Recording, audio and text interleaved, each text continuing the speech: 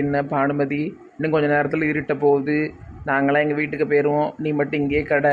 சீ பிச்சை கரைக்கல, என்னை திறந்து விட போறீங்களா இல்லையாட்டி?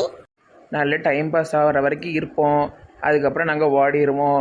நீ இங்கேயே கடை. கீதாக்கா, அந்த பிச்சு பண்ணி கண்டிப்பாக இவ்வளோ தேடி வரதான் செய்வான். இவ்வளோ வந்து எதையாவது பண்ணி காப்பாற்றிடக்கூடாது. பிச்சு மணியை போய் யாராவது கொஞ்சம் கவனத்தை திருப்புங்களேன். சரி, நானும் ஜான்சனை போய் பிச்சு பண்ணிக்கிட்டு ஏதாட்டும் ஒன்றுக்கு ரெண்டா சொல்லி இவ இல்லாத மாதிரி பண்ணி விட்டுருந்தோம். அப்பதான் அந்த பக்கமே வரமாட்டான். ஆமாம், இந்த சைடே வந்துடக்கூடாது. ஒரு வாரம் மட்டும் இவ்வளோ இப்படி போட்டால் பத்தாதுக்கா. காலம் முழுக்க ஏதாவது ஜெயிலில் போட்டால் நல்லா இருக்கும். எதுவும் தப்பு பண்ணி மாட்ட மாட்டேக்கால. தப்பு பண்ணதான் போறேன். உங்க 4 பேரு இல்ல இல்ல, எங்க அக்காலையும் சேர்த்து உங்க 5 பேரையும் கொலை பண்ணிட்டு அப்புறம் நான் ஜெயிலுக்கு போறேன். அந்த பங்கஜாக்கா உன் பேச்சுக்கு வரவே மாட்டாவ. உனக்கேமட்டி அந்த அக்கா மேலே அவ்வளவு கடுப்பு, பொறாம பிடிச்சவ. ஆமா ஆமா, பொறாம பிடிச்ச அளவுக்கு அவ பெரிய பணக்காரியா இருக்கால, அவளை பத்தி நான் பொறாமப்பட போயேன். பணக்காரி இருந்தால் தான் பொருளாதாரப்படணும்னு கிடையாது. அந்த அக்கா நல்ல குணமாக இருக்காங்க, அந்த பிள்ளைகளும் நல்லா இருக்குது, அது புருஷன் நல்லா வச்சு பார்த்துக்கிறாரு. இதுக்கு மேலே என்ன வேணும் உனக்கு? அதான் போறாம உனக்கு வாழ்க்கை ஒழுங்காவே அமையாலும் அதான் இந்த வரத்துக்கு வர. வெளியே விடுங்க டிவியை, வெளியே விடுங்க, மூச்சு முட்டுது. கதை விடாத. எவ்வளவு கேப்பா இருக்கு, எப்படி மூச்சு முட்டும்? ஆளை பாருங்க.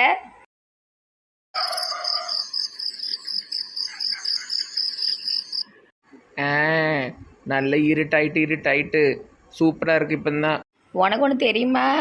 இங்கே பேய் நடம் மட்டும் ரொம்ப அதிகமாக இருக்குமாமே. தலைவரையே காலை பிடிச்சி இழுத்துருக்கு. தலைவரெல்லாம் காலை தான் பிடிச்சி இழுத்துருக்கு. இவ்வளெல்லாம் தலையில கட்டி தொங்க விட்டுரும். ஆமா ஆமா, இந்த மாதிரி நிறைய அநியாயம் பண்றவங்கள பேய்க்கு சுத்தமா பிடிக்காது.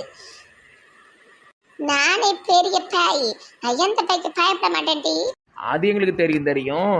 ஆனால் இது வந்து உனக்கு நல்ல பெரிய பெரிய கண்ணெல்லாம் வச்சுக்கிட்டு வாயெல்லாம் கிழிச்சிட்டு வந்து உன்னை பயமுறுத்தும் பாரு. எக்கோ, தலைவர் சாப்பாடு கொடுத்து விட்டாரு. ஒரு தட்டு கொடுத்துருக்க, எங்களுக்கு அப்படி ஒரு தட்டு பத்தோம். உங்களுக்கு இல்ல, பானுமதி அக்காளுக்கு. இந்த தலைவருக்கு கொஞ்சம் கூட அறிவே இல்லை. தண்டனையில் இருக்கிறவளுக்கு இப்படி வகை வகையாக கொடுப்பாங்களா? சிக்கன் கூட்டு, அப்பளம், காய்கறி கூட்டு, சோறு. இது என்னது இது? கொடு நாங்கள் கொடுத்துருதோம். என்னைய தான் கொடுக்க சொல்லிட்டு வந்தாரு. வேற நீ பக்கத்தில் போனா அவள் உனக்கு கடிச்சு வச்சிருவா. அப்புறமா நீ காலம்புற கூதுற மாதிரி கத்திக்கிட்டே அலைய வேண்டியதான். அப்புறம் உனக்கு பொண்ணும் கிடைக்காது. ஏதோ யோகா டீச்சர் உனக்கு கிடைச்சிருக்கா, மிஸ் பண்ணிடாத. எம்மாடி, எனக்கு இதுக்கு வம்பு. வாங்க கேர்ள்ஸ், இவளை பார்க்க வச்சு தம்போம். ஆஹா, என்ன ருசி. தலைவர் வீட்டு சாப்பாடு ஒரு தனி ருசி தான் போலையே. காமாட்சி நல்லா சமைப்பா போலையே. இது காமாட்சி சாப்பிட மாதிரி தெரியல, கடை சாப்பிட மாதிரி தான் இருக்கு. கூண்டலையே அடைச்சி வச்சுட்டு சாப்பாடு கொடுக்க மாட்டேங்க. நீங்களாம் பாவம் பிடிச்சி சாப்ப போறீங்க டி. ஒரு நேரம் திங்களெல்லாம் நீ ஒன்றும் செத்து போயிட மாட்ட. கொஞ்சமாவது கொழுப்பு கரையட்டும். சரி, இதை சாப்பிட்டுட்டு நம்ம போய் அந்த பிச்சு மணி ஏதாவது குழப்பி விட்டுட்டு அப்படியே போயிடுவோம். சரி. பானு, நாங்கள் போயிட்டு வரோம். இதுக்கான பின்விளைவை நீங்க அனுபவிப்பீங்க டி. அனுபவிக்கிறோம். நீ நல்லா பார்த்து இருந்துக்கோ. அது கொண்டுக்குள்ளே படுக்க கூட முடியாது, நின்றுக்கிட்டே ஏறி. ஆமா, இவளுக்கு எதுக்கு இத்தனை லைட்டை போற அமத்துங்க. இப்போதான் நல்ல இருட்டு கசமாக இருக்குது. இருட்டில் கிடந்து சாவு. ஓ ஓ ஓ ஏட்டி அந்த பிச்சு பண்ணி எப்போ பார்த்தாலும் இவளையே தேடிட்டு கிடப்பான். முதல்ல அவனை போய் நிறுத்தி விட்டுறணும். இல்லைன்னா இன்னைக்கே கூண்டை உடச்சி கூட்டு போயிடுவான். ஆமாம், இவளுக்கு உடம்பு பூரா கெட்ட பற்றி இவன் மேலே அப்படி என்னதான் லவ்வோ அந்த ஆளுக்கு. சரி, அந்த ஆளை பார்த்தாலே மர்மமா இருக்கு. சரி வாங்க அந்த ஆளை போய் ஏமாத்துவோம். நானே வருவேன், எங்கும் அங்கும் பியாயாய் வருவேன். என்ன போயிட்டு கட்டி பிச்சு பண்ணி நாதாரி இன்னும் தேடாம இருக்கான். சரி, எலிஃபன்ட் மேடம் இவ்வளோ நேரமா காணோம். எலிஃபன்ட் மேடம் எங்க இருக்கீங்க? இந்த வாரம்ல காதல் பைத்தியம். என்னென்ன பிச்சு பண்ணி என்ன நல்லா இருக்கேலா? நல்லா இருக்கேன். இன்னும் ராத்திரி எல்லாம் எங்க போயிட்டு இருக்கீங்க? என்ன செய்ய, நாங்கள் துவாந்துட்டோம். அதான் வீட்டுக்கு போகிறோம். பானுமதி ஜெயிச்சிட்டா, அவ ஊருக்கு கிளம்பிட்டா. என்னது ஜெயிச்சுட்டா தோத்துட்டா? எனக்கு ஒன்னும் புரியலையே. சரியா போச்சு, உங்களுக்கு விஷயமே தெரியாதா? எனக்கு ஒன்னும் தெரியாது. ஒரு 4-5 பேர் வேன்ல வந்தாங்க. என்னெல்லாமோ போட்டிலாம் வச்சாங்க. அதில் ஜெயிக்கிறவங்கள வந்து கோவா, அப்புறம் தாஜ்மஹால், டெல்லி எல்லாத்தையும் சுற்றி பார்க்கறதுக்கு கொடுப்பாங்களாம். அந்த டிக்கெட்டு எப்படியோ பானுமதி ஜெயிச்சிட்டா. நாங்களும் அதில் கலந்துக்கிட்டோம். ஆனால் எங்களால் ஜெயிக்க முடியல. இப்போ அனுமதிக்கு அறிவே இல்லைன்னு நினச்சா கேட்ட கொஸ்டினுக்கெல்லாம் டான்னு பதில் சொல்லிடுச்சு. ஃப்ளைட்டுக்கு டைம் ஆகிட்டுன்னு அனுப்பி விட்டுட்டாங்க. அதில் தான் ஃபோனும் போகாதுன்னு நினைக்கேன். ஏன்ட்ட அவங்க சொல்லவே இல்லை. அவ எப்படி சொல்லுவா? அவ தான் உன்னை ஒரு மனுஷனாவே மதிக்கலையே. நீ அங்கே கிடந்து முறை வாசல் செஞ்சுக்கிட்டு சாவாம உன் வீட்டுக்கு ஓடு. அது எப்படி இந்த அண்ணன் ஓடுவாரு? அவ்வளவு லவ்வுள்ள அண்ணனே. ஏ அப்ப சிரிப்பை பாரு, தெய்வீக சிரிப்பு. அப்போ உன் வாழ்க்கை சுவாலி முடிஞ்சது போ. எல்லாம் தெரிஞ்சுதானே கிணத்துல குதிச்சிருக்காங்க இந்த அண்ணனே. ஆமா ஆமா. சரி சரி, சீக்கிரம் கல்யாணம் பண்ணிட்டு சந்தோஷமா இருங்க. ராத்திரி ஆயிட்டு நாங்க வாரோம். இனி வெளியே அலையாதுங்க. ஆமா, நாயெல்லாம் அலையுது, கடிச்சு வச்சிட போகுது. ஆள் வேற ஒரு மாதிரி மெண்டல் மாதிரி இருக்கீங்க. சரி சரி, நம்ம வீட்டுல போய் தூங்குறேன். வீட்டுக்குள்ளே போய் தூங்குனதோடு சரி, வெளியே வரக்கூடாது. ஆமாம், அவன் 3-4 நாள் கழிச்சு தான் வருவா. சரி சரி. எப்படி எது தாட்டிக்காரனை சமாளிச்சாச்சு. சரி வாங்க நம்ம வீட்டுக்கு போவோம். இந்த இடத்த பார்த்தா எனக்கே பயமா இருக்கு. இப்போ ஆனமதி இன்னைக்கு செத்தா. சத்தத்துக்குலாம் நான் பயப்பட மாட்டேன். நான் தைரியமானவ. ஆமா, ரொம்ப பயமா இருக்கு. குப்புற அடிச்சு கிடப்போம், அப்பதான் எதுவும் தெரியாது. Good morning Babu sir. Good morning Sundari madam.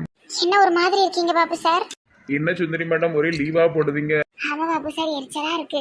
Empty உங்களுக்கு நிறைய நாள் சேலரி கட் பண்ணி வச்சிருக்காரு. எப்படி பாபு சார் கட் பண்ண முடியும்? நான் தான் வேலையை செஞ்சிருந்தேனே கரெக்டா. அப்படி இல்லைல்ல சுந்தரி மேடம், அட்டண்டன்ஸ்னு ஒன்று இருக்கு. அப்புறம் இங்கே வந்து சேருது வேற, நீங்க மொத்தமாக செஞ்சு வச்சுட்டு போறது வேறன்னு அவர் நினைப்பார்ல. இதை விட நல்ல வேலையை தேடிட்டு இருக்கேன் பாபு சார். நீங்க போகும்போது என்னையும் கூட்டு போயிருங்க சுந்தரி மேடம். சுந்தரி மேடம், ஆஃபீஸ் காசு 10,000 ரூபாய் வேற காணும் பத்துக்கிடுங்க. எங்க போச்சுன்னே தெரியல. அடக்கடவுளே, 10,000 ரூபாய் தொலைச்சிட்டீங்களா? தொலைக்கல. இது ஏதோ களவு போன மாதிரி தான் தெரியுது. எனக்கு ஒரு ஆள் மேல தான் சந்தேகமா இருக்கு. யாரு பாபு சார்? இந்த அணுக்காளா? லதா. லதா, திருடி என் பணத்தை கொடு. நல்ல கதையா இருக்க. என்ன விளையாடுறீங்களா? நான் எங்க உங்க பைசா எடுத்தேன். எப்படி பாபு சார் அவதான்னு சொல்றீங்க? ஏற்கனவே ராணி பணத்தை ஆட்டையை போட்டவ தானே இவ. சொல்லு லதா, என் பர்ஸ்ல இருந்து எடுத்தியா? சொல்லு சொல்லு சொல்லு. சொல்லி எடுத்தியா? இவர் பர்சனா இது வரைக்கும் பார்த்ததே இல்லை. அது மட்டும் இல்லாம இங்க எவ்வளவு கேமரா இருக்கு, நான் எப்படி எடுக்க முடியும்? அதை செக் பண்ணி பார்க்க வேண்டியதானே அவரு. உன்னை பத்தி எனக்கு தெரியாதா? ஏதாவது கேமரா இல்லாத இடமா பார்த்து நீ எடுத்திருப்ப நான் நிற்கும்போது. சொல்லு, எடுத்தியா? என் பணத்தை கொடு கொடு கொடு. அடுத்து உங்க பைசா எடுக்கிறது இவ வேலையா போச்சு. எவ்வளவு ஒரு கேடகட்ட கேரக்டரா இருக்கா இவ. இங்க சுந்தரி, உனக்கும் அவ்வளவுதான் மரியாதை கிட்ட போச்சு. பாபு சார் ரொம்ப ஓவரா பண்ணாதீங்க. ஏதோ எனக்கு ராணி என்கிட்ட கொடுத்து வச்சிருந்தா அதெல்லாம் ஆட்டையை போட பார்த்தேன். அதுக்கு எல்லாரும் படுத்தி நானே எடுப்பேனா? என் பணத்தை எடுத்து நீ விளங்கவே மாட்டேன். நாசமா தான் போவ. உன் கையெல்லாம் புழு வந்துடும். எடுத்தாலுக்கு தானே வரணும், எனக்கு எதுக்கு வரணும்? இந்த மாதிரி எந்த காரணமும் இல்லாம எந்த ஒரு இதுவும் இல்லாம என்கிட்ட வந்து கேட்கற வேலை வச்சுக்கிடாதீங்க. பாபு சார் அப்ப தெரியாம கேட்கறது தப்பு தானே பாபு சார்? மெண்டல் தரமா பேசிக்கிட்டு இருக்காங்க சுந்தரி மேடம். இவ 4 நாளுக்கு முந்தி சொன்னால, நான் வந்து ஒரு பெரிய மேக்கப் செட்லாம் வாங்கியிருக்கேன். அதில் லிப்டிக்கு, இப்போ நெயில் பாலிஷ் எல்லாம் இருக்கு, அப்புறம் கொலுசெல்லாம் வாங்கினேன்னு சொன்னால. நான் சம்பளத்துல வாங்கினேன். இவரு 10,000 ரூபாய் எடுத்து எல்லாம் வாங்க முடியுமோ? நான் என் சம்பளத்துக்கு அப்படியே வாங்கிட்டேன் அவ்வளவும்.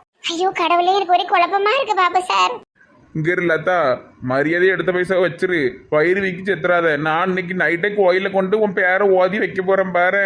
எடுத்தவங்க வயிறு வெடிச்சு சாவுவாங்க. என்னனாலும் செஞ்சுக்கோங்க, எனக்கு அதை பத்தி கவலையே இல்லை. ஏன்னா நான் எடுத்ததானே நான் பயப்படணும். கண்டிப்பா இதுக்கான சாபத்தை நீ அனுபவிப்ப பாரு. சும்மா இருக்கு பாபு சார், சண்டை போடக்கூடாது. சி, இதெல்லாம் ஒரு ஆபீஸா? நாளைக்கு மதியத்துக்குள்ள எடுத்த இடத்துல வச்சிரு. ஆமா சொல்லிட்டேன். போயா போயா போயா, பொக்கவாயா. என்னது பொக்கவாயா? நீ ஒரு குள்ளி. பாபு சார் ஏன் இவ்வளவு டென்ஷன் ஆகுதுங்க? 10,000 ரூபாய் சுந்தரி மேடம், எரிச்சலா இருக்கு. இப்ப நீங்க ஓனர் கேப்பா, நான் தான் கொடுத்து தொலையணும். வீட்டை நல்லா தேடி பாருங்க. எங்க போட்டு தேட போங்க. நெட்டவெளி தான் எடுத்தான்னு எனக்கு தெரியும். ஆனா நான் என் ஃப்ரெண்டா இருக்கா, அவ சொல்ல முடியாது. அதே சமயம் பாபு சாரும் பாவம். நான் என்னதான் செய்யனே தெரியல. சரி, வீட்டுல எதுக்கு எல்லாத்தையும் கேட்டு பாருங்க பாபு சார். வீட்டுல யார்கிட்ட கேட்க சொல்லுதீங்க? எங்க சித்தி சித்தப்பாலாம் நல்ல பைசா வச்சிருக்காங்க. அவங்களுக்குலாம் பென்ஷன் வரும். அவங்க வந்து 10,000 ரூபாய் திட்டுவாங்களா? நெட்டம்மா தங்கமான பிள்ளை, அவ அப்படி எடுப்பாளா? சரி சரி சரி, இவா போட்டுதான் அவ மொழியை பார்த்ததான் தெரியுது. பாவம் லதா, அவன் உண்மையிலே எடுக்கல. ஆனா மேல பழி வந்துட்டு ஒரு வாட்டி ஆட்டை போட்டாலும் அதுல எல்லா பள்ளியும் அவன் மேலே வர ஆரம்பிச்சிட்டு என்ன செய்யனே தெரியல.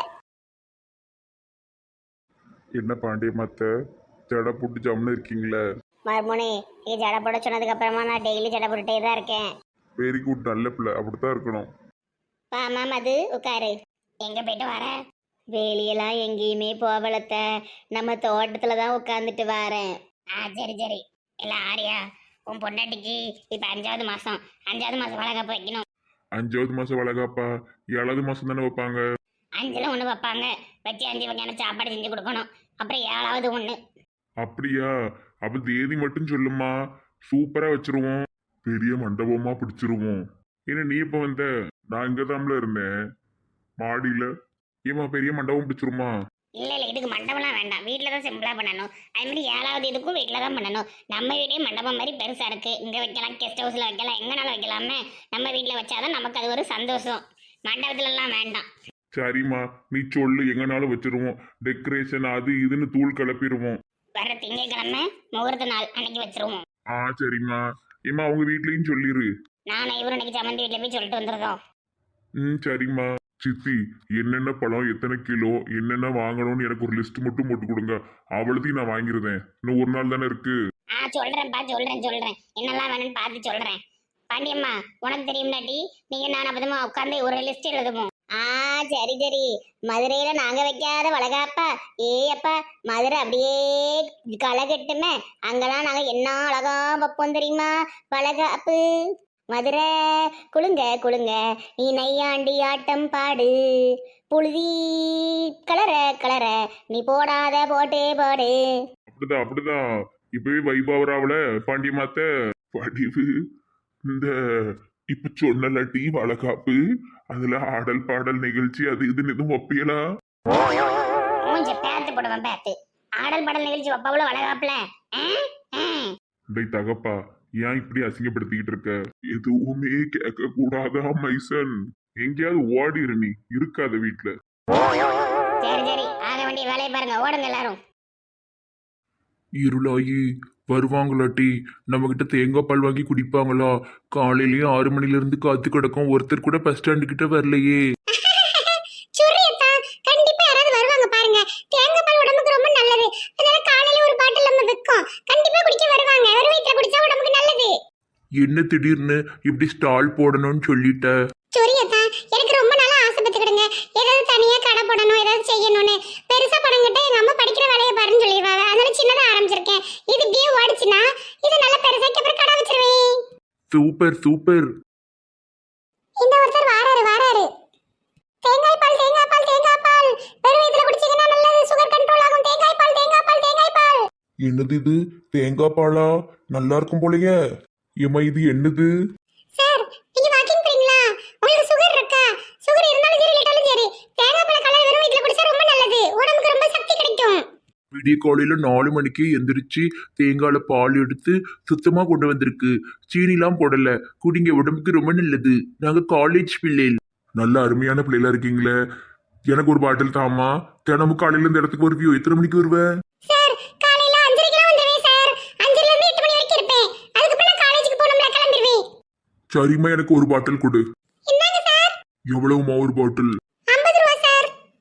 தேங்காய் எல்லாம் கூட்டிட்டு வந்தீங்களா? அதனால 50 ரூபாய். இந்தாம்மா. நன்றி சார். டெய்லி வாரமா போயிட்டாரே. சூரியத்தா, ஃபர்ஸ்ட் போனி 50 ரூபாய். ஏற்கனவே 4 பாட்டில் இருக்கு. ஜார்ல வேற ஒரு 4 பாட்டில் அளவு இருக்கும். 8 பாட்டில் எல்லாமே வித்துட்டுனா சூப்பரா இருக்கும் லாட்டி. கண்டிப்பா 1 மணி நேரத்துல எல்லாமே வித்துரும். பாருங்க சூரியத்தா. ஐயா, எல்லாத்தையும் வித்தாச்சு சூரியத்தா. Jolly jolly. இது நம்மளோட சொந்த உழைப்பு. ஆமா, நாளைக்கு இதே மாதிரி காலையில தேங்காய் பால் எடுத்துட்டு வந்துருவேனே. சரி பாவம். இருளாயி, நீ அறிவாளிட்டி.